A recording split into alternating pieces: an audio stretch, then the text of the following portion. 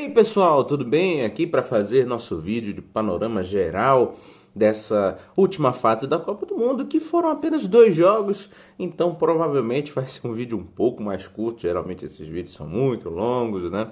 Mas enfim, falar um pouco sobre o que aconteceu nessas 2 rodadas, nosso Power Ranking que tem 2 equipes e nossos 11 melhores das semifinais. Bom, foram semifinais bastante diferentes, né?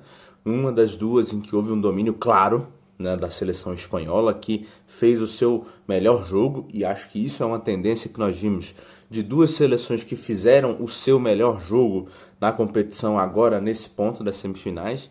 E outra coisa é o fato de ter se confirmado aquilo que a FIFA mais queria antes da competição, né? Lá no sorteio, como eu falei, que foi direcionado para que as 4 melhores seleções do ranking à época chegassem à final. Bom, naquela época, primeiro e segundo colocado do ranking eram Espanha e Argentina, né? Então, de fato, a final será entre as duas seleções que vão se enfrentar, sendo que não se enfrentaram um pouco antes da competição. Como assim? Estava marcado, né, a finalíssima, que é a disputa entre o campeão europeu, campeão da Eurocopa, e o campeão da Copa América, que seria entre as duas seleções. São as atuais campeões da América e da Europa. Nunca aconteceu antes na final da Copa do Mundo que essas duas seleções se enfrentassem, né? Campeã europeia e campeã da América. E teve o torneio criado recentemente, recriado pela FIFA, que antes de 2022 aconteceu. A Argentina e a Itália se enfrentaram e a Argentina venceu por 3-0. Poderia ter acontecido este ano também, mas não foi o caso. Ficou, de fato, uma finalíssima, com certeza, pois é a final da Copa do Mundo. Não há nada maior do que isso, não é mesmo? Então, nós vimos o quê? Seleções, no caso de Espanha e Argentina, que definem muito, ou que desafiam muito, na verdade, aquilo que define o futebol moderno, né? Que é um futebol cada vez mais físico, que é um futebol de alta intensidade, de exploração da velocidade. Nós vemos o contrário nessas duas seleções. Seleções que cadenciam o jogo, que têm estilos próprios muito marcantes, né? Uma Argentina que obviamente mais dependente do seu jogador estrela, mas que monta toda uma estrutura de jogo ao redor dele, né? E é um time que usa muito os meio-campistas, não tem pontas bem definidos, né? Jogam mais ao lado, o Messi flutuando por aqueles cantos, ou quando foi o Almada jogando por ali, mas é um jogador de meio campo, né?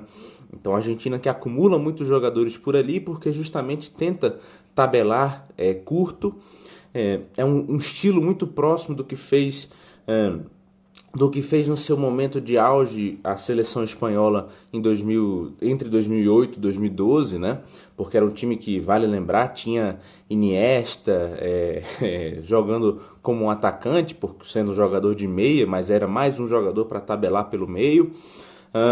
E muito inspirado, obviamente, na história do Guardiola, até porque é uma final muito definida pela história moderna do que se fez no futebol após Guardiola e após Messi, né?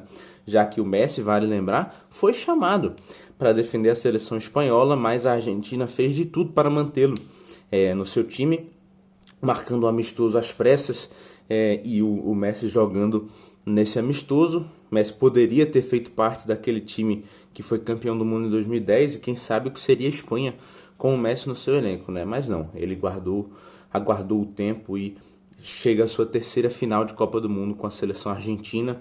Ele que muito tempo foi hostilizado, né, pelos argentinos, sendo chamado de um espanhol, porque não tinha aquela garra, não tinha aquela sensação de brigar pelos argentinos.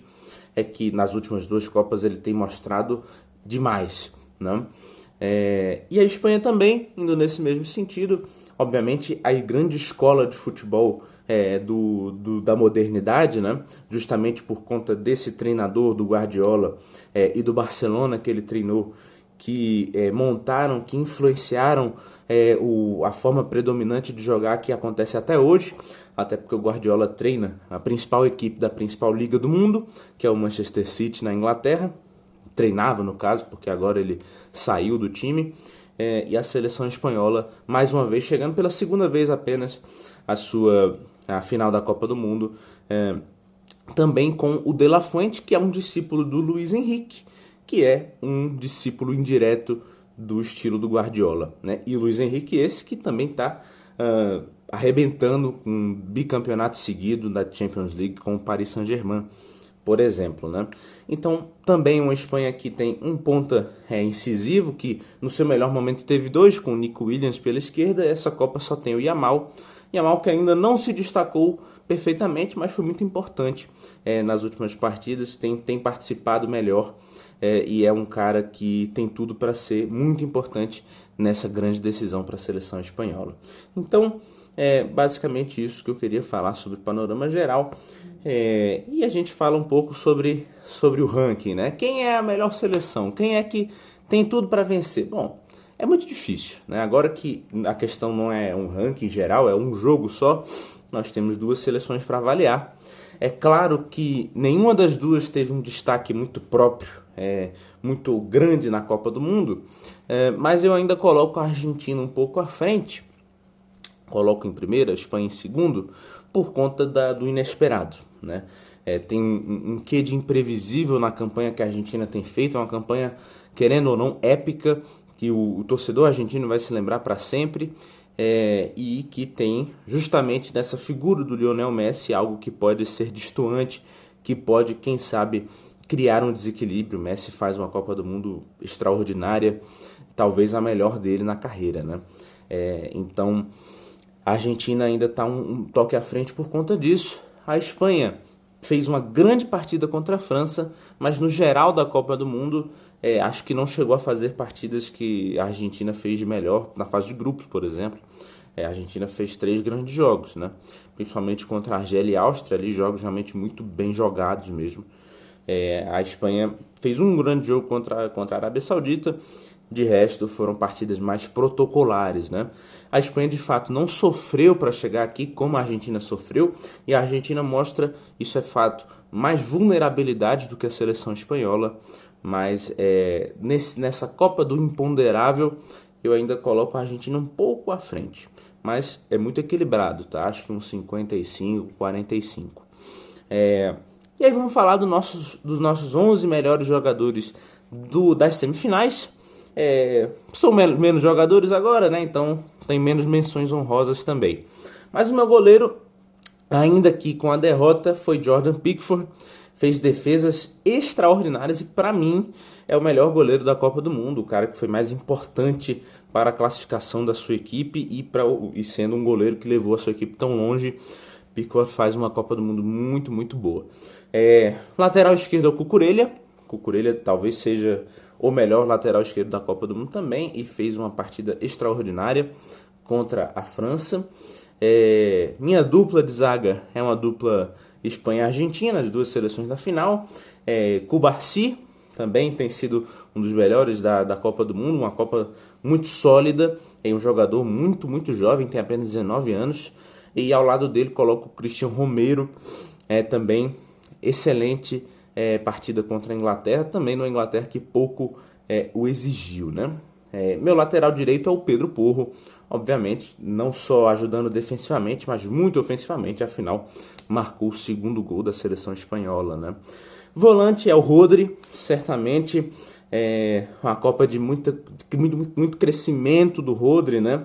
Ele que foi bola de ouro, naquela bola de ouro polêmica em relação ao Vinícius Júnior, que eu afirmei que o Vinícius Júnior era o verdadeiro merecedor, mas isso não diminui o tamanho do Rodri, que é um grande, grande jogador e faz uma Copa do Mundo também muito boa, repito, de crescimento, porque ele começa bem instável, né? Até porque teve muitos problemas físicos nessa temporada, mas a partida dele contra a França é definitiva, né? O principal jogador em campo. E ao lado dele coloco o Enzo Fernandes, né, que além do grande jogo também foi definidor, já que fez o gol de empate da seleção argentina, um grande, grande volante. Meu meio armador ali, muito importante na movimentação da Espanha na sua vitória, Dani Olmo, que faz uma Copa de altos e baixos, é bem verdade, mas que contra a França no jogo mais importante ele apareceu muito bem, justamente gerando a maioria, né, o número majoritário no meio campo, foi muito importante para criar espaços aqui naquele momento. Meu camisa 9 é o Lautaro Martinez, fez o gol tão importante no final que levou a seleção argentina à final, a segunda final consecutiva.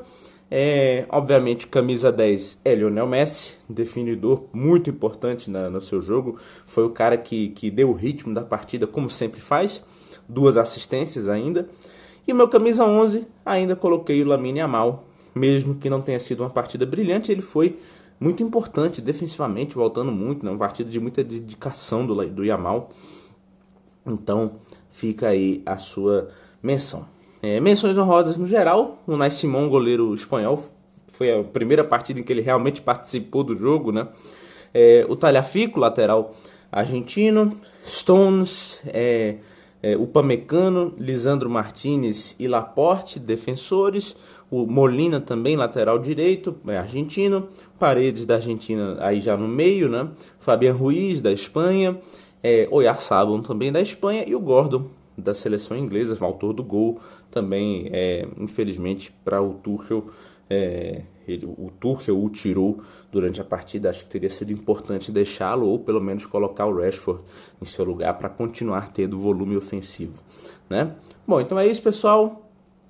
Já vai chegando a final, mais uma final de Copa do Mundo, a 23ª final da história da Copa do Mundo.